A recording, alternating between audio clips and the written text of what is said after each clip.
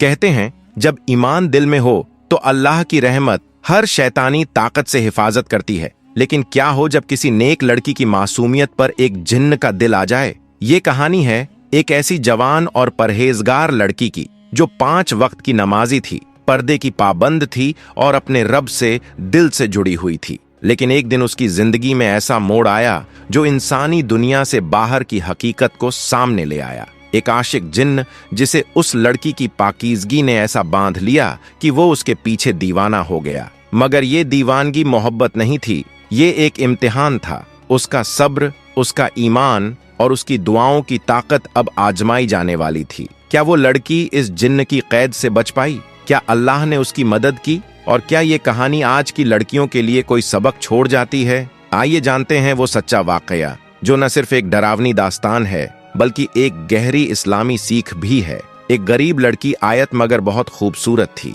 वह एक वीरान हवेली में अकेले काम कर रही थी। उस हवेली में एक जिन्न कई 100 सालों से किसी खूबसूरत लड़की की तलाश में था। जब जिन्न की नजर आयत पर पड़ी तो उसने उसे दौलत का लालच दिया और उसकी मोहब्बत में इस कदर पागल हो गया कि सब कुछ भूल बैठा। लेकिन जो उसने उस मासूम लड़की के साथ किया उसे देखकर किसी की भी रूह कांप जाए। ये कहानी है आयताबाद के एक पुराने मिट्टी के घर में रहने वाली आयत की, जिसकी जिंदगी किसी परी जैसी तो नहीं थी, लेकिन उसके चेहरे पर मासूमियत और आंखों में रोशनी जरूर थी। हालात ने उसकी मुस्कुराहट चुरा ली थी। उसका हर दिन एक जद्दोजहद था। बीमार माँ की देखभाल, खाली बर्तन, टूटी हुई छत और दिल में पलती उम्मीद की छोटी सी लौ। आयत की माँ फातिमा बीवी एक नेक दिल औरत थीं, मगर पिछले 4 सालों से बीमार होकर बिस्तर पर पड़ी थीं। शरीर कमजोर था, दवाइयों के पैसे नहीं थे और कोई करीबी रिश्तेदार पास भी नहीं आता था। घर के खर्च का कोई जरिया नहीं था। कई रातें यूं ही भूखे पेट गुजर जाती थीं।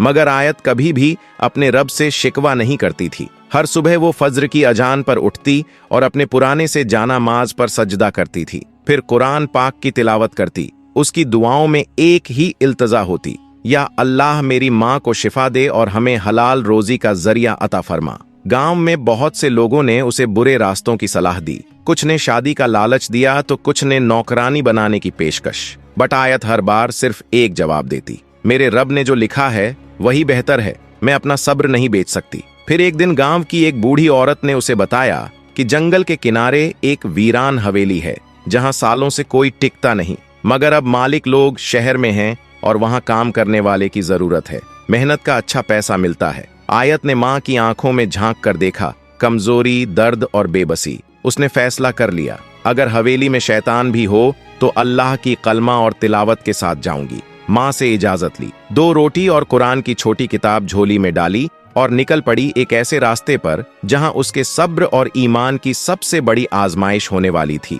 जिस हवेली की तरफ आयत रवाना हुई थी उसका नाम था शमसी हवेली, जो कभी जमींदार नवाब फैजान आब्दीन शमसी की रिहाइश हुआ करती थी। लगभग 100 साल पहले यह हवेली गांव की सबसे आलीशान इमारत थी। संगमरमर की दीवारें, बड़े बड़े झूमर, बाग बगीचे और फव्वारे। नवाब साहब बहुत अमीर थे, मगर उनकी एक ही औलाद थी, एक लड़की अलीना। कहते हैं कि अलीना बेमिसाल हुस्न वाली मगर बहुत घमंडी थी। एक दिन उसकी शादी एक शरीफ मगर गरीब लड़के से तय हुई जिसे वह पसंद नहीं करती थी। उसी रात अलीना ने खुद को हवेली के सबसे ऊपरी कमरे में बंद कर लिया और सुबह उसकी लाश झूमर से लटकी हुई मिली। मगर अजीब बात यह थी कि उसके चेहरे पर गुस्से की शिकन थी, जैसे वो मरने के बाद भी किसी से नफरत कर रही हो। उसके बाद उस हवेली में अजीब घटनाएं होने लगीं।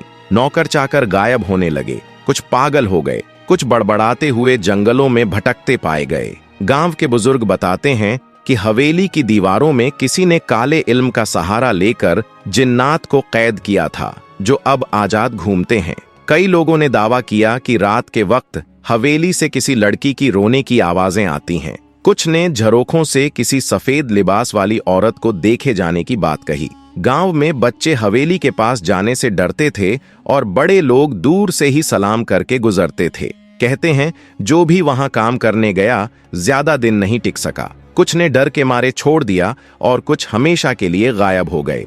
लेकिन आयत ने जब यह सब सुना तो सिर्फ एक बात कही, अगर यह हवेली जिन्हों की है तो मेरा रब भी रब्बुनास मालिकुनास इलाहिनास है। और इसी यकीन के साथ वो उस हवेली के फाटक से अंदर दाखिल हुई। जहां दीवारों की दरारों में वक्त छुपा हुआ था और हवाओं में अलीना के शिकव्वे अब भी गूंजते थे। शमसी हवेली की दीवारों में बसी वह अदृश्य साया कोई आम जिन्न नहीं था। उसका नाम था नूमान, और वह ना तो पूरी तरह से जिन्न था, ना ही पूरी तरह इंसान। वह उन रूहानी जिनों में से था जो पहले इबादत गुजार और फरिश्तों की तरह पाक हुआ करते थे। उसका रिश्ता अल्लाह से गहरा था और वह जन्नत में दाखिल होने वाले जिन्नात की फहरिस्त में था। मगर सैकड़ों साल पहले एक इम्तिहान ने उसे तोड़ दिया। नूमान को एक इंसानी लड़की से रूहानी मोहब्बत हो गई थी। उस मोहब्बत में वह इतना डूबा कि जब वह लड़की किसी और से निकाह कर ली तो नूमान ने अपने रब से शिकायत कर दी, तूने मेरे दिल में इश्क डाला, फिर उसे मुझसे दूर क्यों किया?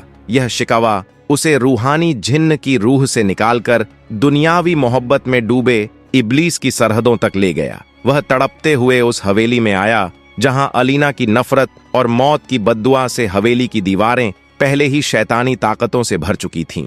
वहां नूमान सालों तक अकेला भटकता रहा, एक ऐसी रूह जो मोहब्बत के नाम पर टूटी हुई थी। जब आयत पहली बार हवेली में दाखिल हुई तो उसकी आवाज, उसकी तिलावत, उसका सब्र, ये सब नूमान के उस टूटे हुए वजूद में सुकून की तरह उतरने लगे। वो हर रोज छुपकर उसे देखता जब वह माँ के लिए तसब्बा पढ़ती, जब वह झाड़ू लगाते वक्त कुरान की आयतें बुदबुदाती, जब वह रात में आंसुओं के साथ दुआ मांगती। नूमान के लिए यह कोई आम लड़की नहीं थी। ये मोहब्बत जिस्मानी नहीं थी, बल्कि उसके रूह के उस खाली हिस्से को भर रही थी जो सदियों से तन्हा था। मगर एक जिन्न का इंसान से इश्क, और वह भी अल्लाह की बंदी से, क्या यह मोहब्बत पाक थी या फिर से एक गुनाह की शुरुआत? नूमान खुद इस उलझन में फंसा हुआ था, मगर इस बार वो मोहब्बत को पाने के लिए हर हद पार करने को तैयार था, मगर आयत के लिए नहीं, बल्कि खुद को मुकम्मल महसूस करने के लिए। और यहीं से शुरू हुआ एक ऐसा सफर जहां मोहब्बत और मखलूकात का फर्क मिटने लगा।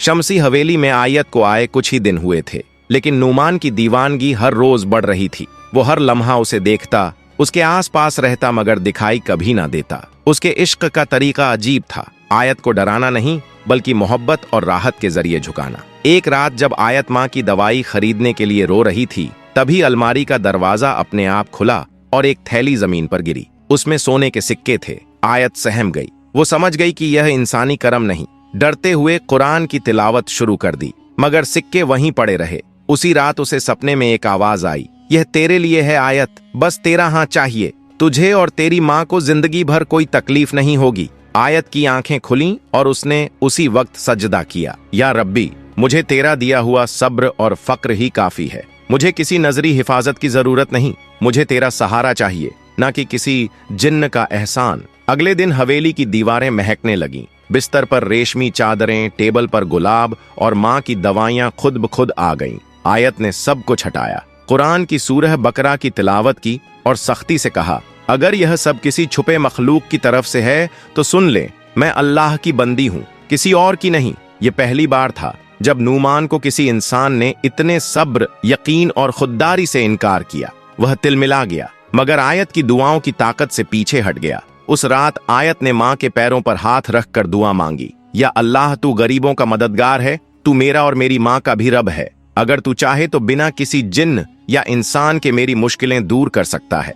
अगली सुबह गांव के एक भले इंसान हाफिज इब्राहिम साहब अचानक हवेली आए और बोले, बेटी, दिल में अजीब खिंचाव महसूस हुआ। लगा कि किसी पाक रूह को मदद की जरूरत है। आयत की आंखों में आंसू आ गए। नूमान देख रहा था और अब उसकी मोहब्बत को एक नई चुनौती मिल चुकी थी, आयत का अल्लाह पर अटूट यकीन। हाफिज इब्राहिम जब हवेली पहुंचे तो आयत ने उन्हें पूरी बात बताई। सोने की थैली, सपनों में आवाजें, रेशमी चादरें और माँ की दवाइयाँ। हाफिज साहब गहरी सांस लेते हुए बोले, बेटी आयत, तू जिस इम्तिहान से गुजर रही है वो सिर्फ तेरी नहीं, हर उस मोमिन की कहानी है जो तवक्कुल का असली मतलब नहीं समझता। याद रखो, जो अल्लाह पर भरोसा करता है, अल्लाह उसके लिए काफी है। फिर उन्होंने समझाया कि तवक्कुल का मतलब सिर्फ दुआ करना नहीं, बल्कि यह यकीन रखना है कि मदद सिर्फ वहीं से आएगी जहां से कोई देख भी नहीं सकता, सिर्फ अल्लाह की तरफ से। आयत ने आंसुओं के साथ सिर हिलाया। हाफिज साहब ने उसे शैतानी वसवसे से बचने का तरीका भी बताया। जब भी तुम्हें कोई अनजानी आवाज या लालच महसूस हो, औजुबिल्लाहि मिनाश शैतानिर रजीम पढ़ो और सूरह फलक और सूरह नास की तिलावत करो। इन दो सूरहों को मुअव्विजातैन कहा गया है। यह हर बुराई से पनाह देती हैं। उन्होंने एक छोटी सी तस्बीह आयत को दी और कहा, जब भी तुम्हें डर लगे 33 बार या हफीजू 33 बार या मुतकब्बिर पढ़ा करो, अल्लाह की हिफाजत तेरे चारों तरफ ढाल बन जाएगी। आयत ने पूछा, मगर हाफिज साहब, क्या जिन्न वाकई होते हैं? क्या वो हम इंसानों को नुकसान पहुंचा सकते हैं? हाफिज साहब मुस्कुराए और बोले, हाँ, जिन्न का वजूद कुरान से साबित है। सूरह अल जिन्न पूरी की पूरी जिन्हों के बारे में है। नबी पाक ने भी जिन्हों को दावत दी थी और उन्हें कुरान सुनाया था। मगर जो जिन्न शैतान की राह पर होते हैं वह इंसानों को वसवसे और धोखे से गुमराह करते हैं। फिर उन्होंने हदीस सुनाई, शैतान इंसान की रगों में खून की तरह दौड़ता है, मगर जिक्रुल्लाह उस शैतान को निकाल देता है। उस दिन के बाद आयत ने हवेली के हर कमरे में सूरह बकरा की तिलावत शुरू कर दी। नूमान हर रोज यह सब सुनता। उसका दिल जलता, मगर अजीब तरह से सुकून भी महसूस करता। उसे पहली बार एहसास हुआ कि आयत की मोहब्बत पाने के लिए उसे आयत के रब से टकराना नहीं, बल्कि उसके रब को समझना पड़ेगा। गांव की मस्जिद के पास एक पुराने नियम के पेड़ की छांव में बैठा एक बुजुर्ग अक्सर तस्बीह घुमाता रहता था। उसका नाम था हाफिज इब्राहिम। उम्र 65 साल, मगर आंखों में रोशनी और दिल में वह जज्बा था जो जवानों को भी मात दे दे। गांव में कोई बीमार हो, किसी को फातिहा पढ़वानी हो, किसी के बच्चे की तालीम की बात हो, लोग सबसे पहले हाफिज साहब को ही याद करते। उनका हर लफ्ज कुरान और हदीस से बंधा होता था। उनकी आवाज में ऐसी रूहानियत थी कि आयत जैसी बच्चियां उनके सामने बैठकर तिलावत सीखतीं और बूढ़े लोग उनकी दुआओं से राहत पाते। एक रात जब वह तहज्जुद के वक्त नमाज में मशगूल थे, उनके दिल में एक बेचैनी सी हुई, जैसे किसी पाक रूह को मदद चाहिए। उन्होंने उसी वक्त साजो सामान समेटा, कुरान पाक और रूहानी किताबें उठाईं और हवेली की तरफ रवाना हुए। आयत उन्हें देखकर चौंकी। जब उसने अपनी हालत बयान की तो हाफिज साहब ने उसके सिर पर हाथ रखते हुए कहा, बेटी, तू मोहब्बत और शैतान के वसवासों के बीच फंसी है, मगर याद रख, अल्लाह की रजा से बढ़कर कुछ नहीं। उन्होंने हवेली के हर कमरे में सूरह बकरा, आयतुल कुर्सी और सूरह जिन्न की तिलावत शुरू कर दी। हाफिज साहब ने एक पाक पानी से भरी शीशी दी, जिस पर उन्होंने 41 बार सूरह फातिहा और सूरह इखलास पढ़ी थी। उन्होंने कहा, इस पानी को हर कमरे में छिड़क देना और रात में सूरह नास, सूरह फलक और आयतुल कुर्सी जरूर पढ़ना। यह जिन्न की आग को ठंडा करती है। नूमान, जो दीवारों के पीछे से सब देख रहा था, पहली बार खुद को कमजोर और डगमगाता हुआ महसूस करने लगा। उसके लिए यह सिर्फ एक हाफिज नहीं, बल्कि एक रूहानी योद्धा था जो सिर्फ अल्फाज नहीं, कलामुल्लाह की रोशनी से लड़ रहा था। हाफिज इब्राहिम अब आयत की निगरानी में थे। वो उसे सिर्फ जिन्न से नहीं, बल्कि हर उस रास्ते से बचाना चाहते थे जो उसे अल्लाह से दूर कर सकता था। उन्होंने कहा, आयत, तुझे सिर्फ जिन्न से नहीं, अपने ही नफ्स से भी लड़ना है। मोहब्बत की आग तभी रोशनी बनती है जब उसमें अल्लाह की रजा शामिल हो। और अब हवेली में एक तरफ नूमान का इश्क बढ़ता जा रहा था और दूसरी तरफ हाफिज इब्राहिम की दुआओं और कुरान की रोशनी से हवेली बदलने लगी थी। हवेली के अंदर जिन्न और इंसान के बीच एक खामोश जंग चल रही थी, मगर उस हवेली से दूर गांव की कच्ची झोपड़ी में एक औरत, एक माँ, अपने रब के सामने झुकी हुई थी। फातिमा बीवी, आयत की माँ, अब भी बिस्तर पर थी, मगर उनकी रूह हर रोज तड़प रही थी। बेटी की इज्जत, उसके ईमान और उसकी तन्हा जिंदगी की चिंता उनके दिल को जला रही थी। आयत के जाने के बाद उन्होंने खाना कम कर दिया था, मगर सजदे ज्यादा। हर रात वह अल्लाह से रो रो कर कहती, या रब्बी, तू जानता है मेरी बेटी कैसी है। वह तेरी राह पर है, तेरी किताब से मोहब्बत करती है, और मैंने उसे तुझ ही पर छोड़ दिया है। तू उसे किसी गुमराही, किसी जिन्न, किसी इंसानी या शैतानी ताकत से बचा लेना। एक रात जब हवेली में आयत कुरान पढ़ रही थी और नूमान दीवार की ओट से उसे देख रहा था, तभी उसे एक अजीब रूहानी कंपन महसूस हुआ, जैसे कोई नामालूम रोशनी हवेली में दाखिल हो गई हो। नूमान पीछे हटा और पहली बार उसे घुटन महसूस हुई। उस घड़ी में गांव की उसी झोपड़ी में फातिमा बीवी सजदे में थी और कह रही थी, या अल्लाह, अगर मेरी बेटी की हिफाजत के लिए मेरी जिंदगी चाहिए तो तू मुझे उठा ले, मगर उसे हर बुराई से बचा ले। उनकी यह दुआ आसमानों को चीरती हुई अर्श तक पहुंची। कहते हैं, माँ की दुआ अगर सच्चे दिल से निकले तो वह तकदीर भी बदल सकती है। और उस रात नूमान को एहसास हुआ कि आयत अकेली नहीं है, वो उस माँ की दुआओं की हिफाजत में है जिसे अल्लाह से सीधा रिश्ता है। अगले दिन आयत को हवेली की एक खिड़की से सफेद रोशनी सी दिखी और दिल में एक अजीब सुकून। वो समझ गई उसकी माँ ने जरूर दुआ की होगी और रब ने जरूर सुनी होगी। उसने कुरान की एक आयत दोहराई, उजकुरूनी अजकुरकुम, तुम मुझे याद करो मैं तुम्हें याद करूंगा। आयत के बार बार इनकार और अल्लाह के नाम से पनाह मांगने से नुमान की मोहब्बत धीरे धीरे दर्द में और फिर जुनून में बदलने लगी थी। पहले वो आयत के आसपास रहकर बस सुकून महसूस करता था, अब उसे उसकी हर बात में अपनी तौहीन महसूस होने लगी। मैंने उसे सब कुछ देना चाहा, अमीरी, राहत, उसकी माँ की शिफा तक, और उसने मुझे ठुकरा दिया सिर्फ इसलिए कि मैं जिन्न हूँ। तो दोस्तों, ये थी एक सबक आमोज कहानी जो कई अहम जानकारियों से भरी हुई थी और अल्लाह पर यकीन को मजबूती से पेश करती है। आपको ये वीडियो और कहानी कैसी लगी कमेंट्स में जरूर बताइए। अगर वीडियो पसंद आई हो तो लाइक करें, शेयर करें और चैनल को सब्सक्राइब करना न भूलें। आप सभी को अल्लाह हाफिज।